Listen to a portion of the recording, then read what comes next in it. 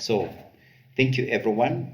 Sorry for that little hitch. So, I just want to go back straight away to what I was saying. And I was saying this is a very big marker of the progress that we've been making, especially this second year. There's a lot more that is tied to what we are to do this year, and there were some things that we need to unveil this year that will not just be given to us, but it is by consistency of the things that we've done.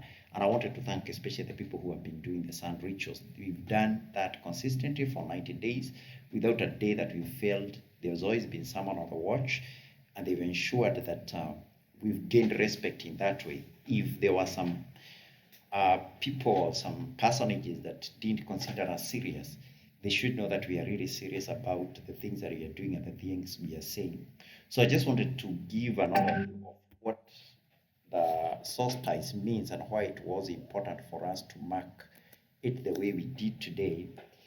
And the Sagittarian solstice, actually, even when we began the year, I did mark in our calendars. We did mark in our calendars the various stars of various planets, but we had left out those of the moon and of the sun, because by that time we did have a proper understanding. And actually, the very word solstice I came to understand just a couple of weeks ago. It means actually a standstill, but this is not in the same way like other planets undergo a standstill.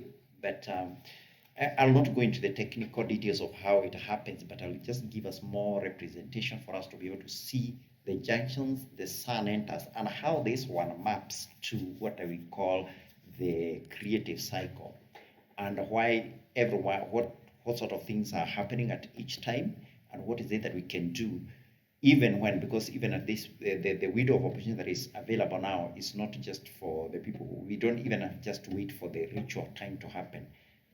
It's happening now. If you were to look at the celestial sphere, what we're demonstrating on the screen is just like if we spread the sphere of the heavens and we put it uh, into a flat plane.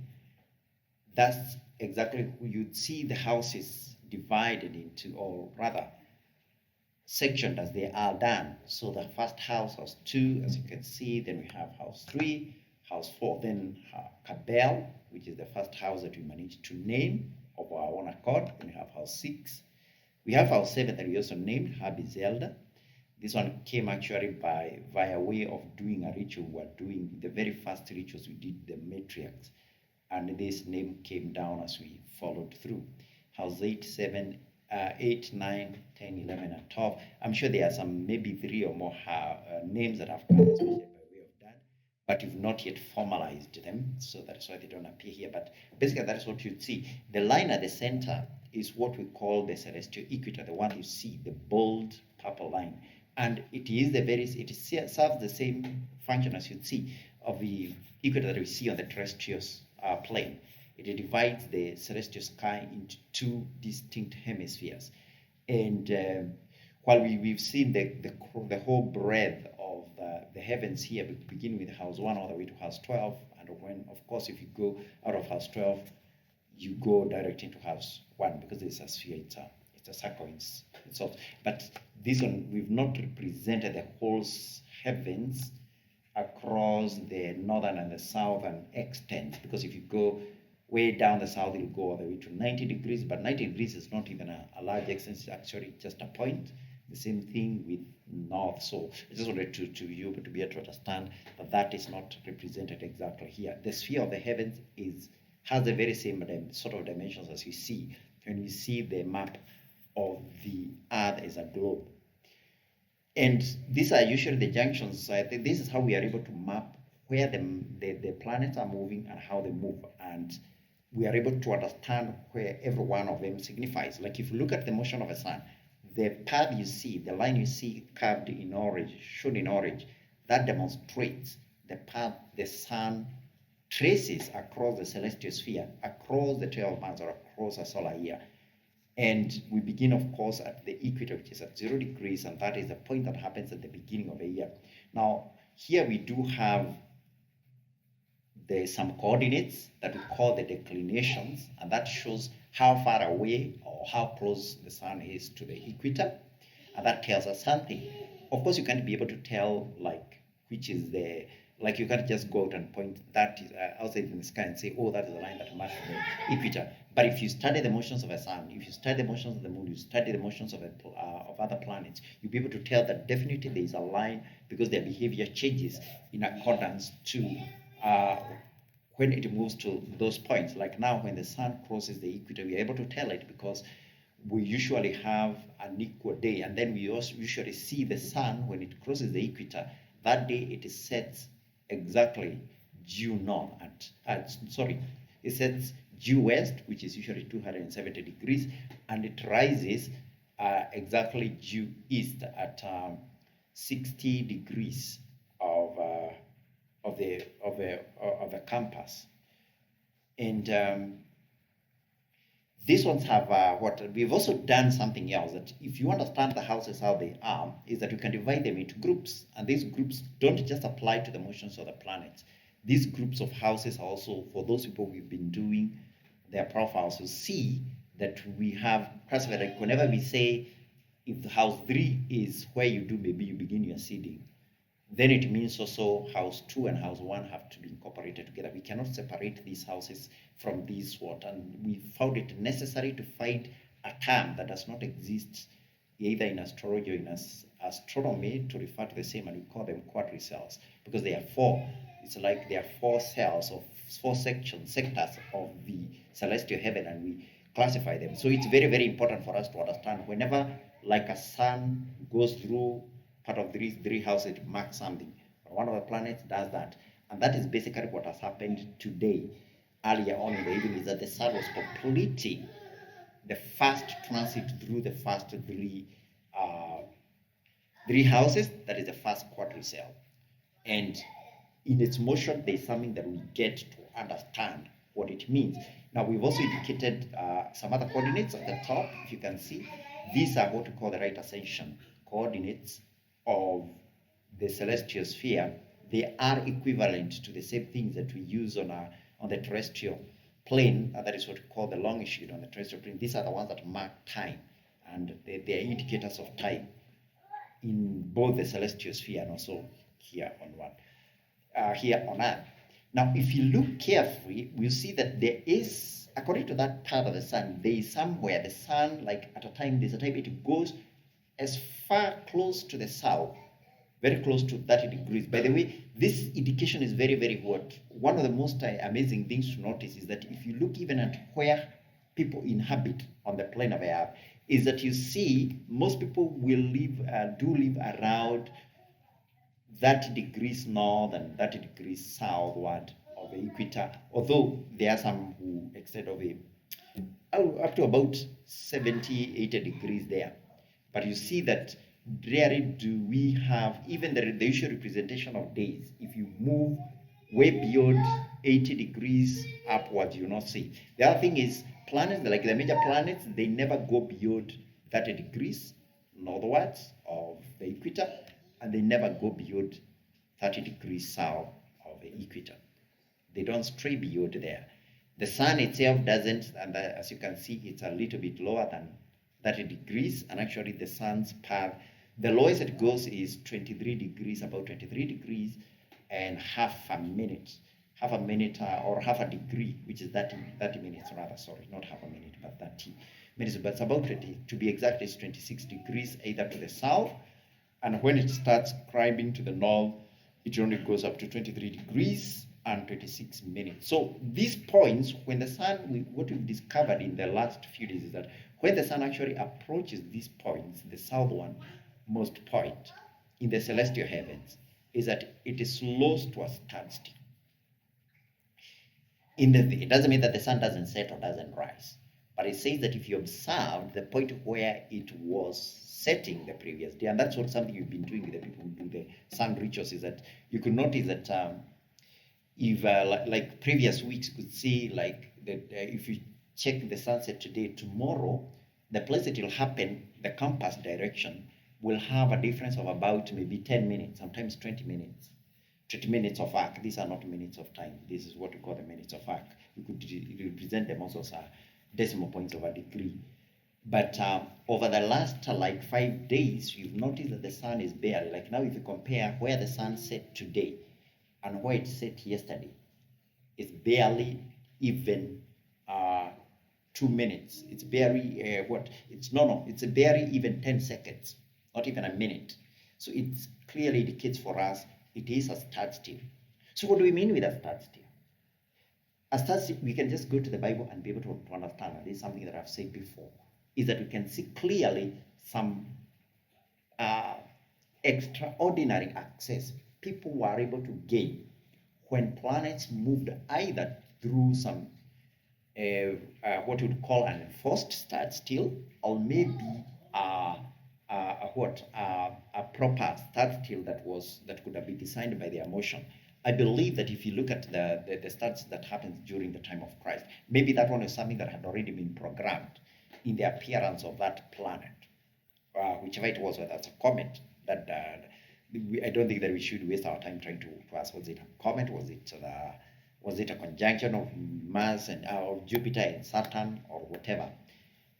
But the very fact that it came to a standstill, maybe that was something that somebody could have studied and be able to tell that it was coming to a standstill. But you also see another standstill that happened during Joshua's time, and that was something that was enforced. And what it gave Joshua, if you read the account of the kind of victory that was able to unleash on the Canaanite tribes, you see, it was just unprecedented access. Heaven came and fought for him. So that's the very same thing we have understood, that with this standstill, and it's going to remain like we have not yet formalized the proper definition of what this standstill is, but it's going to open way and a gateway for us to accomplish some things, and it's going to remain for almost a week even now, and will be at a point. So there's something that you can invoke through that standstill, and this one is not something that is time limited. You don't have to wait for the sun to be setting or to be rising or to be passing through whichever meridian that it is traversing at that time.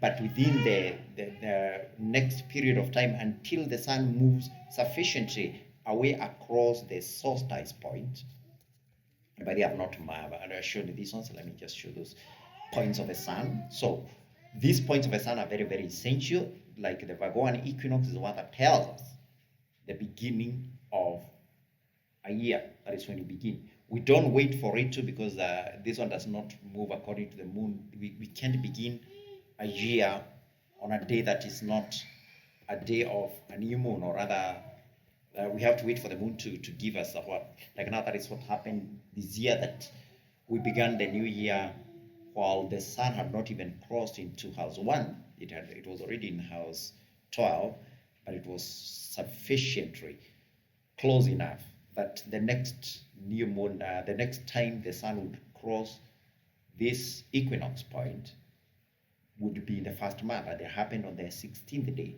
of our first month. And it was a very, very crucial day. Some of the things that we were able to encode and code on that day are actually still being, they have not been unraveled, and by the time they'll become unraveled fully, will bring literally the world to a standstill because of the nature of the things that we did institute on that day, and the things that will come to the culmination of what I don't know whether there's somebody who wants to be admitted. I think there is Miriam. Welcome, Miriam. So, but don't worry if you didn't join in time. This session is being recorded, and you'll be able. So that is what we were able to run at that time, and that was a very essential. That is the time, the very same evening that we began to mark the rituals of the sun, and we followed through over the 90 days, and that has been very significant for us. So for those who are continuing on with the rituals of the sun, we are going to go through again as the sun now begins. But still, we say this is still like, this is equivalent to night. Actually, it's like equivalent to midnight, the point the sun has reached today, and clearly it is still in the lower so in its conceptualization, or rather in its mapping onto the productivity cycle, we are still at night, but we are in the middle of the night. But now we can start brooding and more feeding of our essence, making even the realization of the things that we are to become even more more potent as you go on. And that is why you see, somebody had asked me yesterday to be able to describe why I use certain terms. Because when you're doing seeding and when you're doing brooding, what you're doing is that you are announcing, you're bringing of who you are. You cannot seed something that is not found within you. And that is why I usually repeat about the words that have been said about us. And I'll say things that have even been said in prophetic fashion, because there's some things, some words that have been spoken to us in prophetic fashion.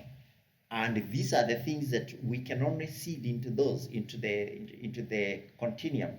If you read what I think is a book of Ecclesiastes that says, cast thy bread upon the waters and after many days. And that is the very same concept of seeding we are talking about. So you can only seed the essence of what you have.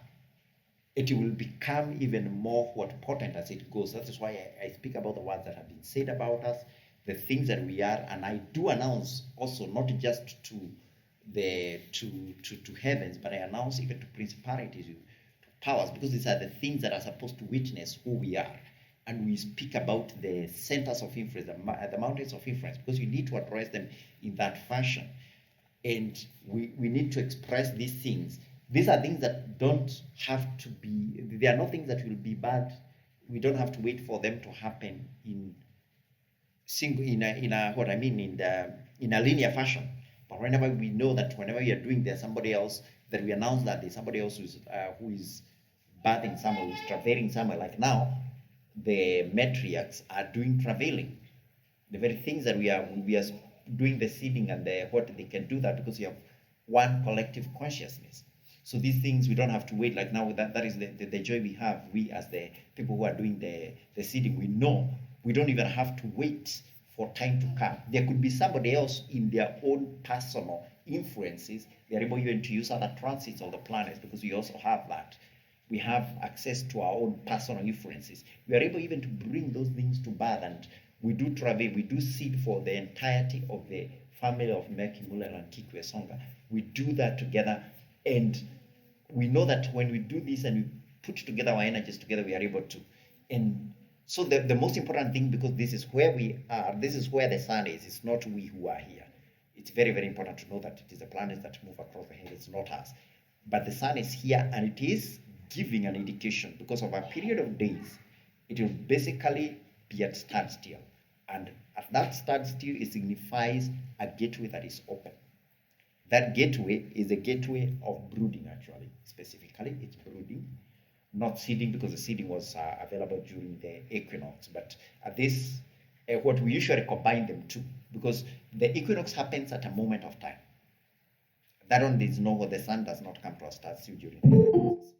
But the solstices, it does.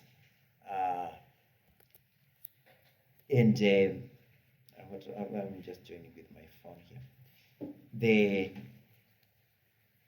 Because we don't have a moment of standstill at that's the expression of saying at the beginning, at the equinox. So the seeding and brooding, these few days of standstill represent that point where it's like the heavens open. I think this could be, I don't have enough authority to say this, but I guess it is the very same thing that Christ will see, and the heavens opens, and it opens up an opportunity for us to plant our essence, metaphorically cast our bread upon the waters. And this has opened for about, I think, up to about at least, if we use, because there are two possible criteria that we can use for this.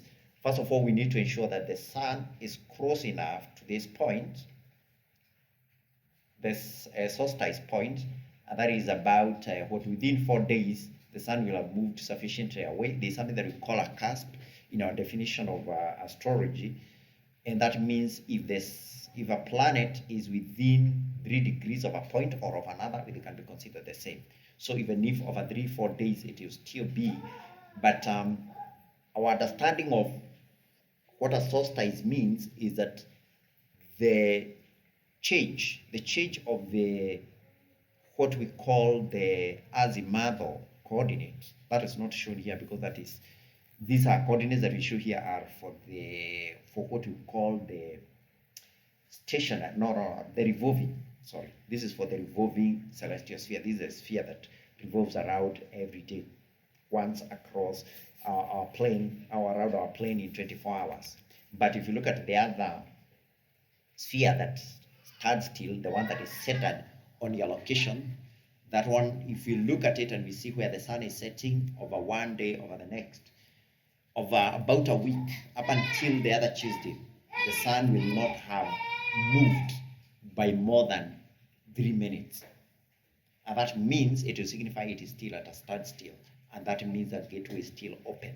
At any time, there is that grace that is open. You can invoke it on the virtue of the Sagittarian solstice and the gateway that stands there open for us to do our seeding and our brooding.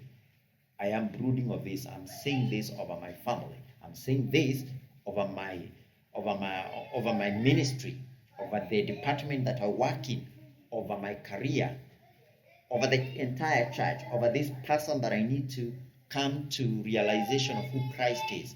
Every one of these things is open for us to be able to do these things.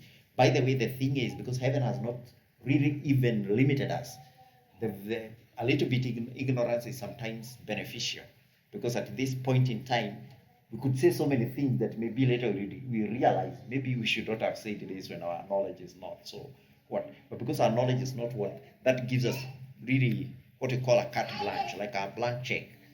I would say heaven has not limited us about the things that we can say. Maybe later we'll be limited into things that we cannot say and we can say.